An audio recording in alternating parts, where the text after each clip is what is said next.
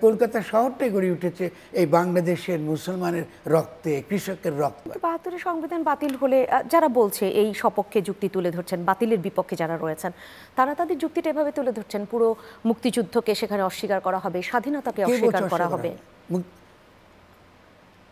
জুলাই আপনি তো হঠাৎ করে ইতিহাসে হাজির হন নাই। শুধু মুক্তিযুদ্ধ কেন, 47 তো আপনার ইতিহাস। জি, 47-এ আমরা যখন পাকিস্তান কায়েম করেছি, আমরা কি পাকিস্তান বিরোধী ছিলাম? আপনি ইতিহাস জানেন না? তখন তো নিঃসন্দেহে না। শেষ করি, খুব ইম্পর্টেন্ট বুঝতে পারে, কারণ সেটা হচ্ছে পার্মানেন্ট সেটেলমেন্টের লড়াই। যেহেতু বাঙালি মুসলমানরা দীর্ঘকাল ইংরেজি শেখেনি, ফলে তাদের পাশাপাশি আরেকটা সম্প্রদায় গড়ে উঠেছে, যাদেরকে আমরা বলি যে পশ্চিমবাংলার যে হিন্দু জনগোষ্ঠী। ফলে তারা গড়ে ওঠার পরে তাদের সঙ্গে যে মুসলমানদের যে বিরাট যে দূরত্ব, সেই দূরত্ব তৈরি হয়েছে কেন? কারণ কলকাতা শহরটাই গড়ে উঠেছে এই বাংলাদেশের মুসলমানের রক্তে, কৃষকের রক্তে।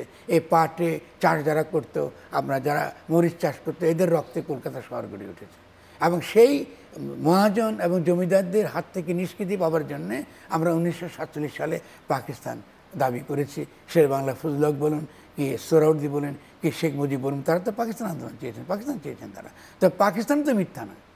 তারা 7ই নভেম্বর মধ্যে যদি আপনার পরবর্তীকালে লড়াই হয়েছে, কিন্তু মূল কথা হচ্ছে যে আপনার এই যে ইতিহাসের যে ধারাবাহিকতা, জুলাই গণঅভ্যুত্থান ছিল সে ধারাবাহিকতাকে ধারণ করা, এবং আমাদের যে ইতিহাস আমরা যেভাবে গড়ে উঠেছি তার ইতিহাসকে ধারণ করা, এবং আগামী দিনে আমরা কোন দিকে যাব তার একটা লক্ষ্য নির্ণয় করা, তার একটা লক্ষ্য নির্দেশ করা।